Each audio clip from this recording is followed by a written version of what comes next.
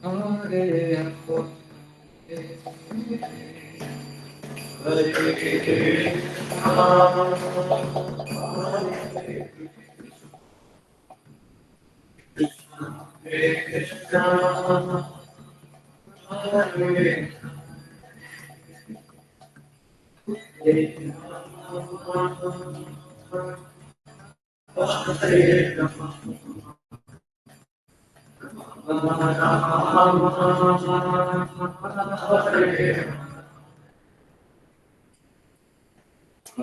Krishna,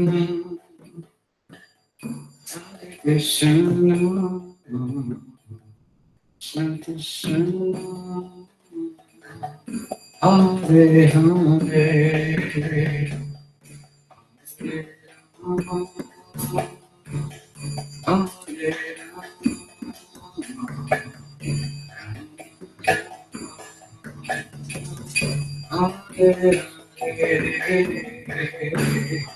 Hare Krishna, Hare Krishna,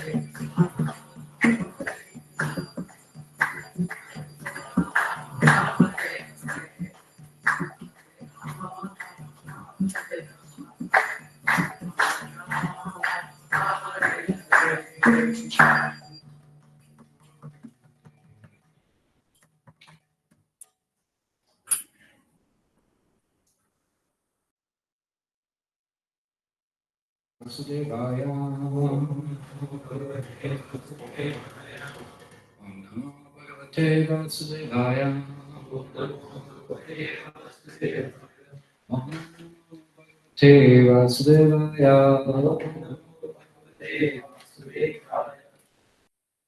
from Srimad Bhagavad Gita, chapter 6, entitled Dhyana Yoga. Text to see now. Huh?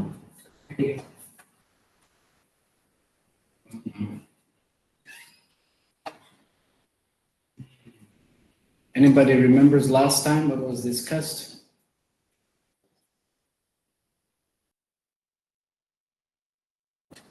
Bhakti Yoga, I don't have any doubts. If you perform Bhakti in this life, and if you stop in between, then also continue from that point. Discussing about permanent benefits of practicing Bhakti Yoga. It's just interesting. I'm reading now Bhakti Sandarbhas. This is a very detailed study done by Srila Jiva Goswami. He's one of the topmost scholars in the world practically. Subjects of philosophy, Nyaya, definitely Bhakti. And he has compiled this work in which he presents different teachings in Srimad Bhagavatam about position of Bhakti. And he points out in so many chapters, practically throughout Srimad Bhagavatam, how Bhakti is independent. If one performs Bhakti, he gains everything. Whereas if one wants to perform karma, if one wants to perform jnana, or if one wants to perform dhyana, which we are discussing right now, dhyana yoga, then these processes are all dependent. And what they are dependent? They're dependent on Bhakti.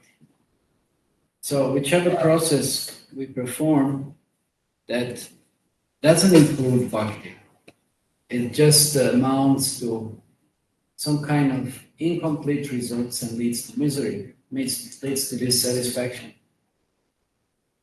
So when those processes, there is some desire to please Krishna, there is some desire to follow Krishna, and to that extent, the result will be achieved. So that's very, very powerful. If you read now so many different verses like this, where those statements have been made, and they're very conclusive statements, and they're very encapsulated statements because they are drawn from all the other scriptures as the essence of all the Vedas. So it sounds so powerful, and you can understand that without Bhakti, there is no hope of achieving practically anything in this world or in the next. So everything is Bhakti. So this is a very beautiful contribution, very powerful contribution that has been given.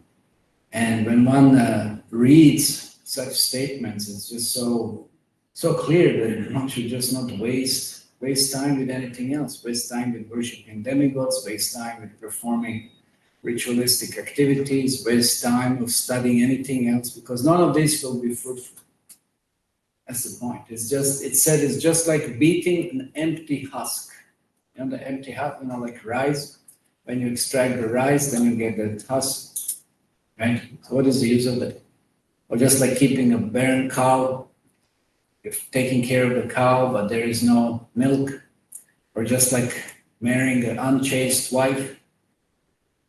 And what kind of married life, so-called married life that is. So similarly, just like this performance of any kind of other processes doesn't yield in any positive results. So this is why Bhakti has been so much stressed.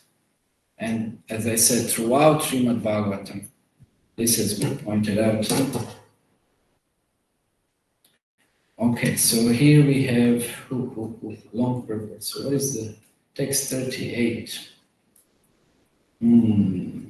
Okay, we didn't do this one. 47? We didn't do 47, no? Here we have. Huh? We have covered. Comment please. Of which verse? 38. 38. Okay, we're back to 38. Wait a second. Okay, 38.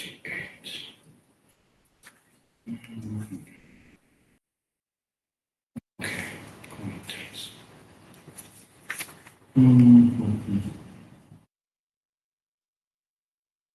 So who's done read the commentaries?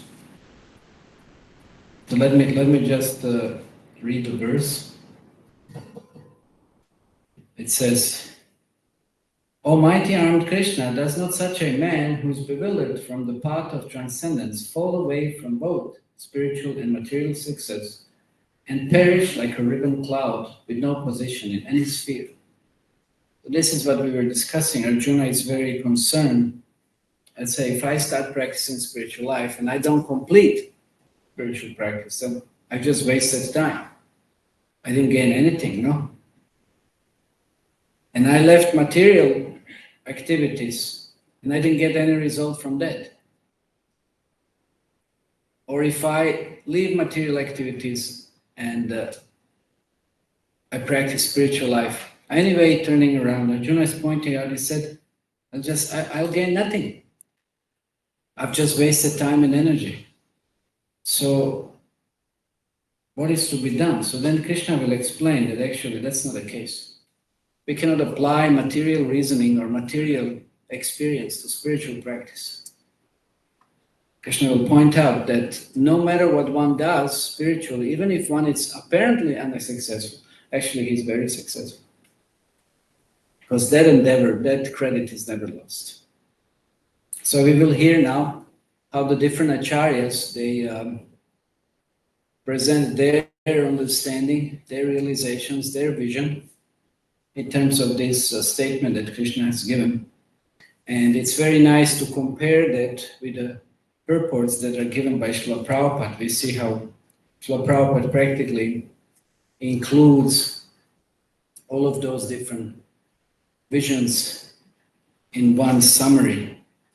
So it's very, very practical. It's very, very powerful presentation there.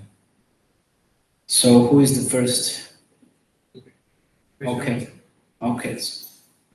But that's usually very short. And you'll have to do two then. Okay, no problem. So set the chair and screen and the mic.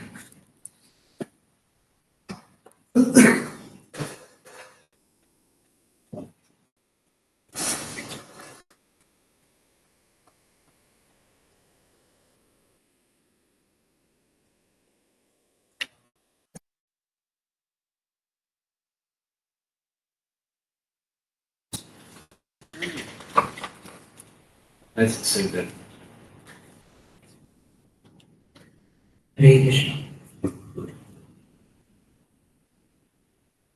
Hare Krishna. So this is commentary by Srila Vishwanath Chakravarti Thakur on the same. So here Srila Vishwanath Chakravarti Thakur is highlighting that this word Kvachet, here the verse, if we see Kachin, no bhaya vimprastas. So this Kachin is derived from this word kvachit. So this particular verse is just a question. That is what Srila Vishwanath Chakravarti Thakur is stating in this thing. And what does this whole verse mean that he has explained? Like I'll try to summarize it a little bit. That let's say if a person who has taken up this path of liberation, this path of yoga, which leads to liberation, and has renounced everything. But what happens is, after doing so, he still has material desires and he wants to enjoy. So that is because of the lack of real detachment. Now, what happens is that he has given up his activities which will lead him to Swargaloka, that is materialistic activities that they are leading to heavenly planets. And at the same time, he is not doing or he is not performing activities which will kind of make him go further on the path of liberation. So what happens to that kind of person? That is the question which Arjuna is asking in this particular text, which is Srila Vishwanath Chakravarti Thakur kind of stating in his commentary. So that is all. So what's your understanding? So this is like, as we can see, Arjuna, he is perplexed, and what is his kind of fear is that what will happen now? That right now this is what I should be doing, but I'm not doing that, and at the end of the day, I'm not also desiring for another thing. So what will be my final destination? Similarly, if you look in our devotional service, sometimes what happens is we are also perplexed that whether we'll be able to do things or not while practicing devotional service, when we hear about so many rules and regulations and how it is difficult to follow. And then we also hear about so many pseudo so-called devotees which are always appearing in the news channels and everywhere. So while seeing them also, we sometimes think these people have been practicing this thing for approximately throughout their lives, but there's just one instance where they fall down. And similarly, when we read scriptures, also there are many incidences where we see that apparently it is looking like a devotee or a person who's practicing this process has fallen down. But later on, when we move ahead, we come to know how by any drawback or setback also in the devotional life is actually pushing us further or increasing our we can say enthusiasm, our determination practically to perform it much more advancing way, we can say. So this is like any questions?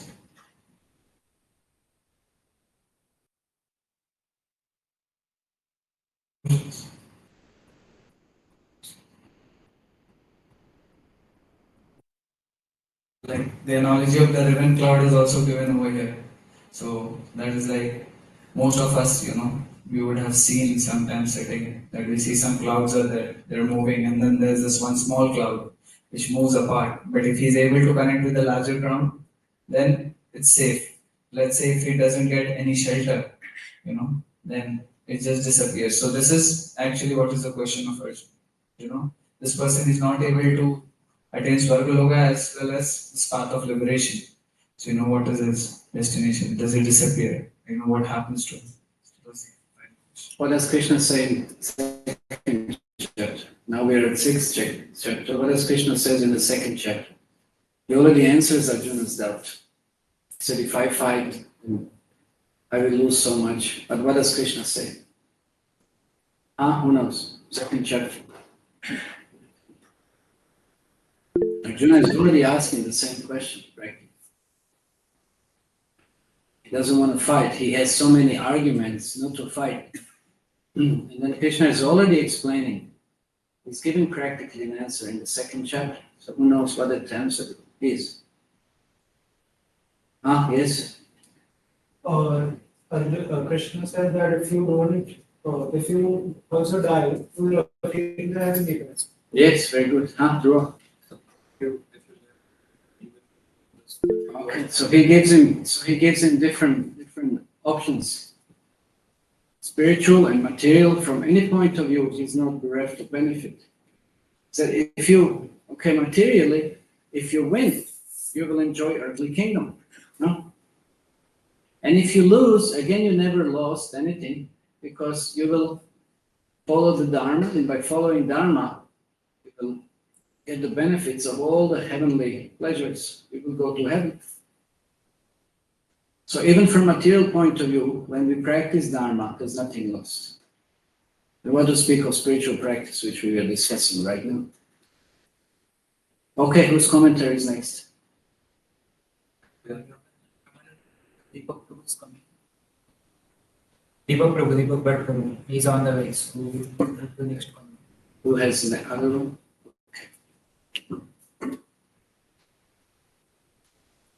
Hare Krishna.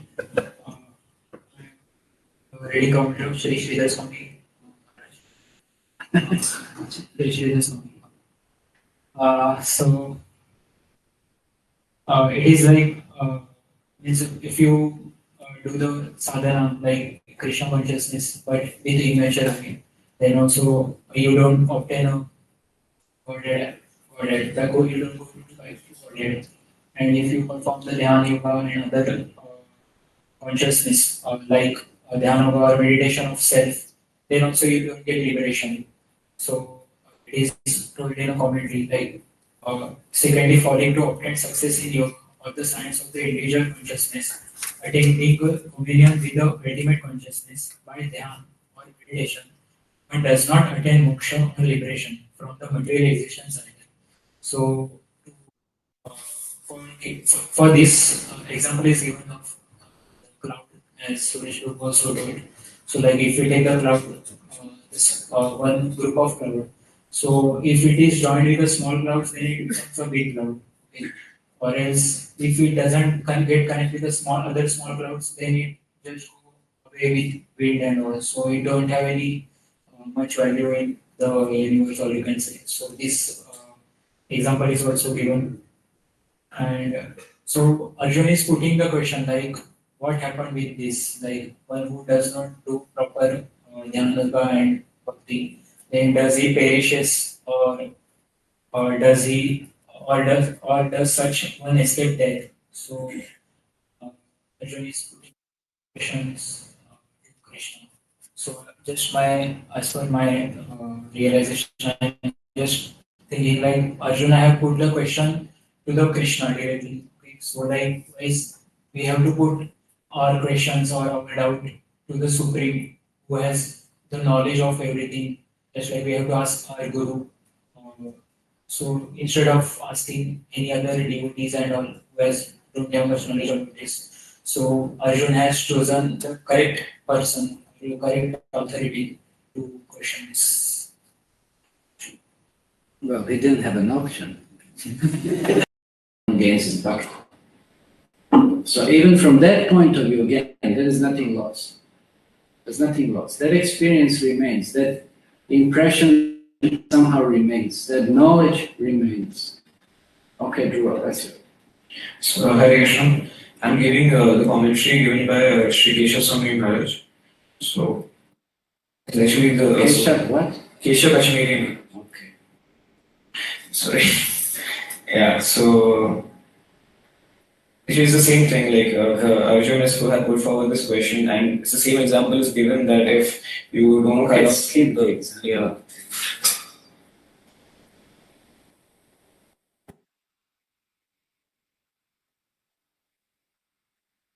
Don't repeat the example. Okay. The example. So yeah, we fear that we in trying to establish our path in yoga, or by dhyana or meditation, we cut off from our karma yoga, like Vedic activities which are prescribed to us. So we often fear that what if we after leaving trying to lead material life and trying to get attached to the spiritual life, what if we fail in both? So that's what we fear, and at the end. Like Krishna gives a guarantee that we are not going to lose any kind of our spiritual credit. And again, in the ninth chapter, he mentions that Namya Bhakta Prashyate, that we are not going to lose spiritual value. It's the same thing, Prabhu. I was repeating everything again.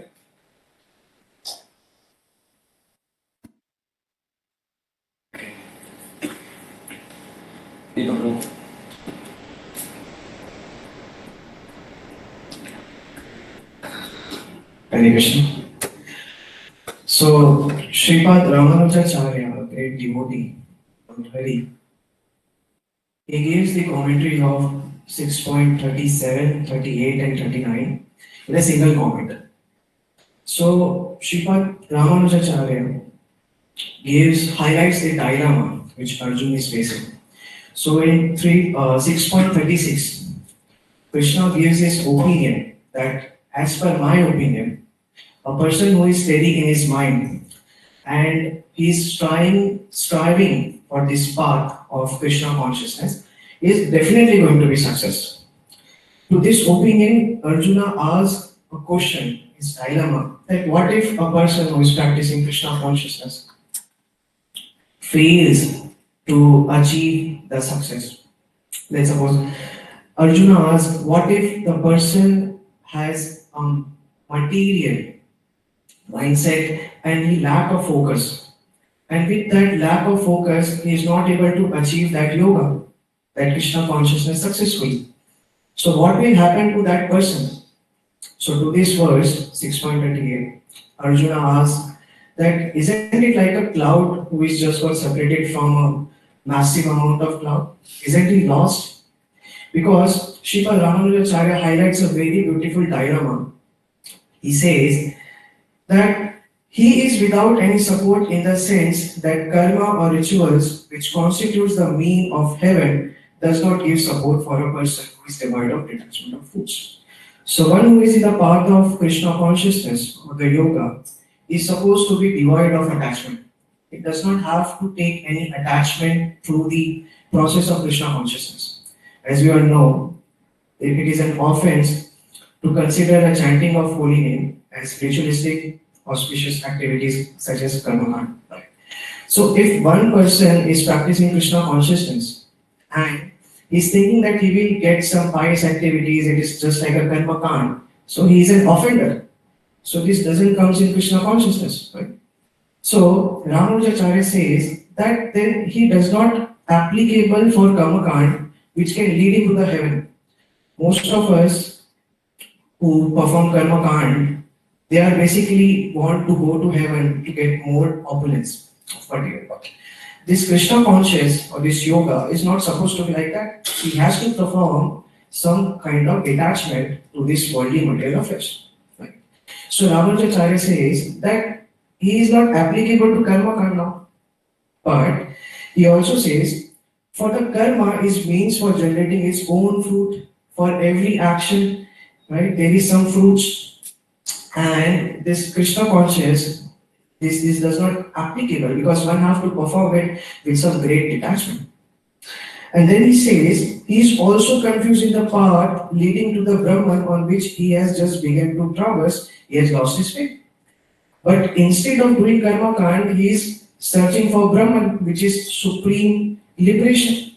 Krishna is also known as Mukunda. Mukunda means the one who gives the liberation. So a yogi or a person who is in Krishna consciousness, if he is attaining for some liberation, he has to perform certain detachment. But if he is performing liberation and he is searching for Brahman, but his lack of focus is not allowing him to get the liberation. So Arjuna wonders that if such person caught between two paths, karma kand and the yoga, fail to attain either, the person neither reaches heaven through rituals nor attain liberations through yoga, leaving them in a state of uncertainty and possible failures of both front.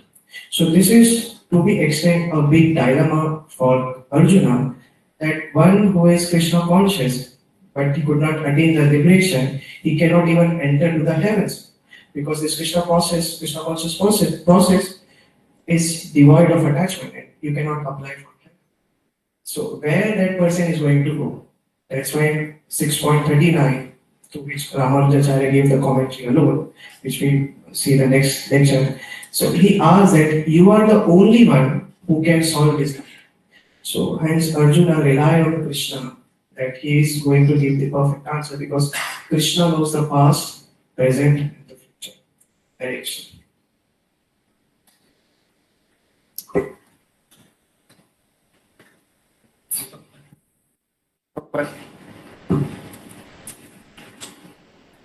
What is left? Shankaraji. Deepak Pankaj. What about Madhvacharya? Shankaraji. Shankaraji. Madhvacharya, there is no comment? No. Surrender unto me? Yes. Huh? Surrender. It's there. Chalo, chalo. Jaldi, jaldi. It's not visible. It's not visible. No, it is not. It's on the border. See. Order, what does that mean? Fast, fast, fast, time is running.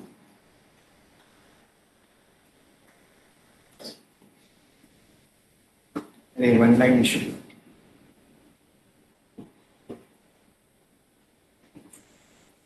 What?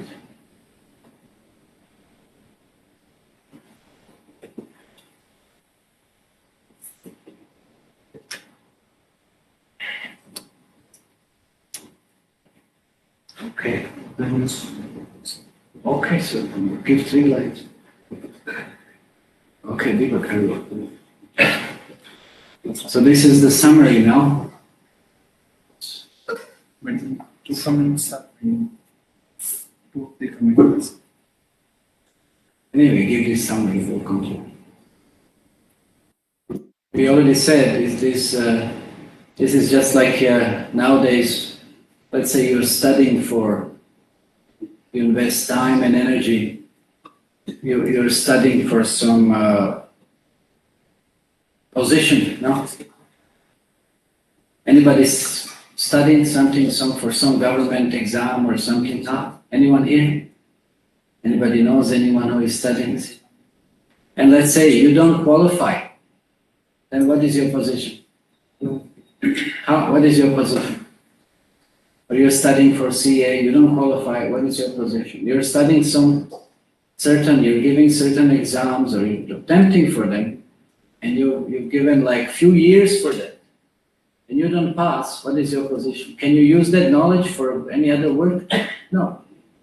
Pretty much no. It's very specific. And most likely you won't get a job in that field unless you have that kind of degree, no? Most unlikely again. So what is your position? So it's like that. So Arjuna is very doubtful. I'm going to attempt something, I'm going to be doing something, investing my time, giving so much effort, and if I don't get that degree, what is my position?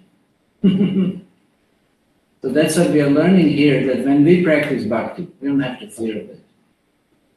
Nothing's lost. Okay, someone. So, surrender into me. This is Prabhuji. So, I'll just read what is written and then conclusion. Such a person has given up his prescribed duties to practice yoga. He has given up the results coming from such prescribed duties and then is taking to the yoga practice. He's gone to the forest and then gives up yoga. What happens with such a person? He is not a materialist and a spiritualist. Will he become like a riven cloud without any position in any sphere? So, this is also ending up with a question, but in the middle we can see that it's written over here that he is not a materialist and he is a spiritualist.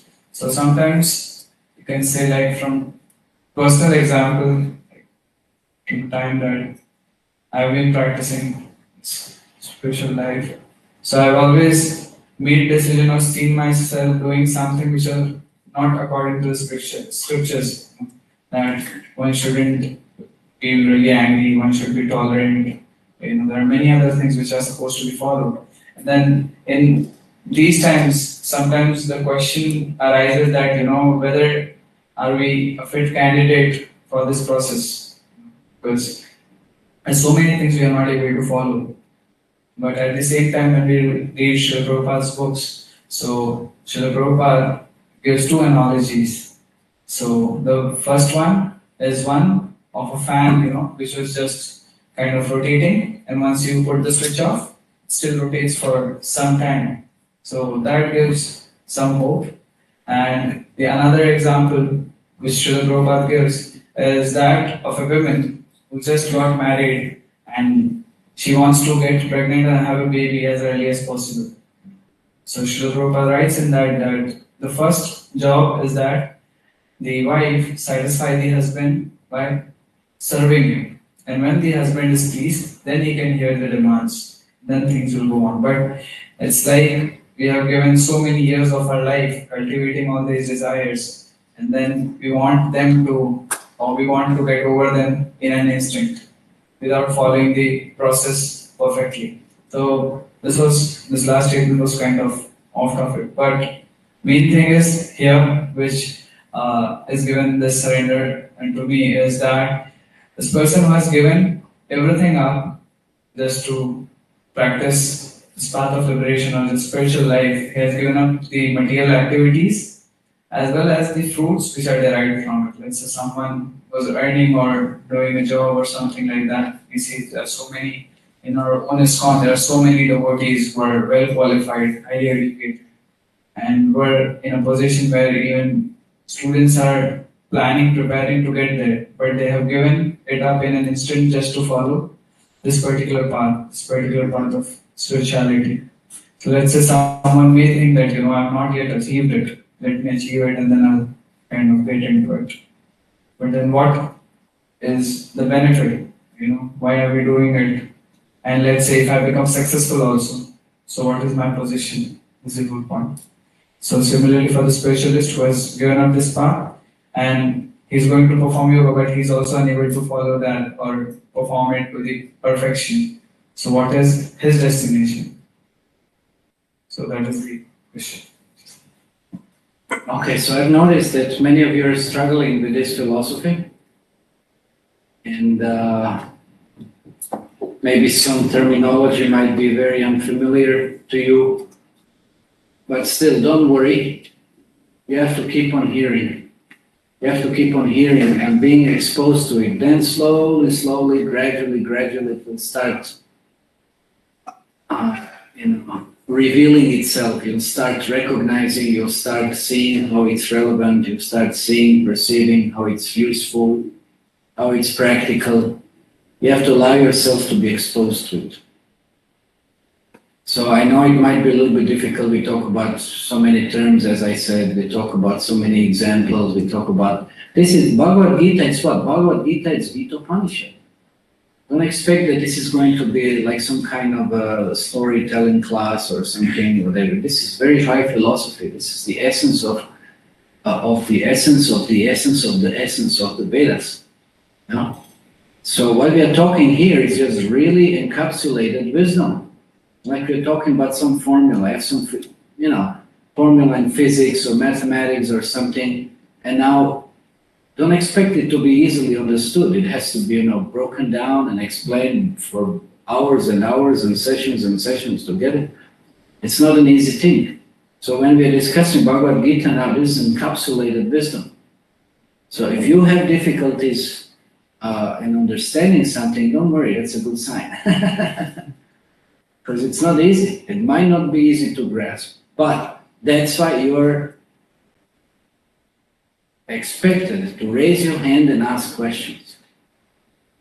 That's the point. You have to listen very attentively as much as possible, but then if you really don't understand anything, you have all the rights, raise your hand, ask a question. And we elaborate, we'll clarify, because maybe for some of us, we've been exposed to this for quite some time, it's pretty clear.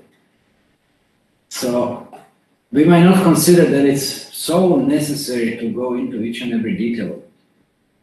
If you don't understand something, then yes, you're encouraged and you should raise your hand and ask a question. Then we'll elaborate, we'll try to explain as much as possible. Okay? Okay, so we'll stop here. Srimad Bhagavad Gita ki jai, Sri Prabhupada ki jai, Gaur Premanande.